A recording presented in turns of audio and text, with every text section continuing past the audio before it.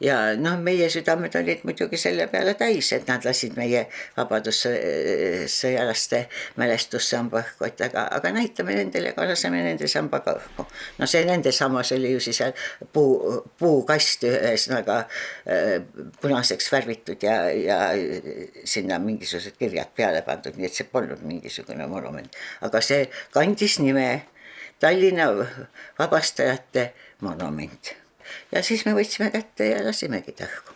Kuigi see nõndanimetatud Hruštšovi sula oli või nagu see 20. kongress oli, et kõik läheb, eks ole, paremaks, aga see vale ja eestlaste mõnitamine, see kestis edasi.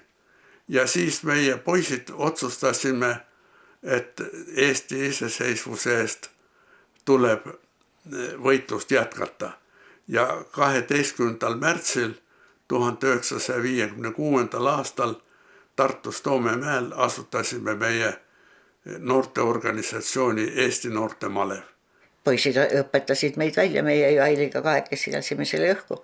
Me läksime, tegime ära sellise kaalutlusega, et tüdrukutele pannakse vähem tähelepanu, kui poisid ulguvad ringi, et siis on nagu kahtlasem värk.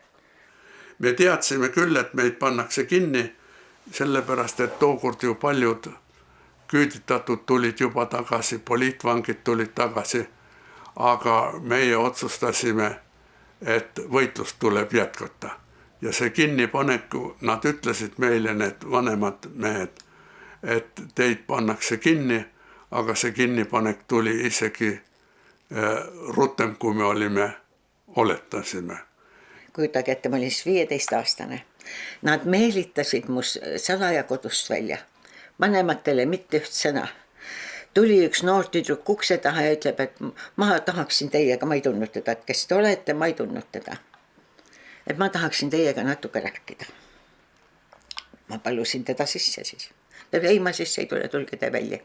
No ja mina tahtsin niimoodi välja joosta, nagu ma toas olin, eks ole ju. Aga tema ütles, pange ikka endale jakku peale välja, see on päris ahe. Ma panin jaki peale.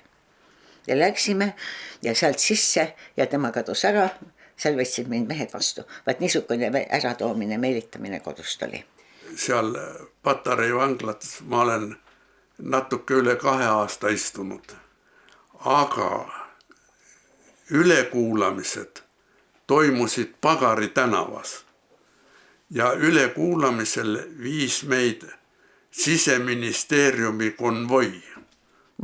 Mustaks rongaks nimetati niisugune furgoon. Auto oli üleni must ja seda siis vangid nimetasid mustaks rongaks. Ja siis, eks ole, need seal keldris olid siis väiksed kambrid ja seal olid kas kapid olid mitut sorti. Oli, eks ole, suured kapid, kus sa said, eks ole, ka istuda, aga olid väiksed kapid, kus sa ainult seisma pidid. Kas ma olin seal 5 päeva või olin ma seal nädal aega või olin 3 päeva, tõesti ma ei mäleta seda. Aga ma olin seal rohkem kui 1 päev, see oli täitsa kindel kohe. Mina proovisin magada seal. No see oli sinna pandud taha niisugune laud, mille peal sa said istuda. See oli kõvasti kinni igalt poolt. Istusin seal selle laua peal siis, eks ole ju. Mõtlesin, et magada. Küll ma proovisin niimoodi keerata. Ei tulnud midagi välja, sest et ma ei mahtunud sinna.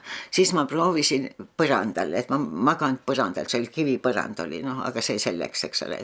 Proovisin põrandale, ma sirutan enda välja. Ei saanud, liiga väike oli. Jalad ma panin siis seina peale, no sellest ei tulnud midagi välja. Ja need kuulujutud, mis levisid, et seal oli hakklihamasin.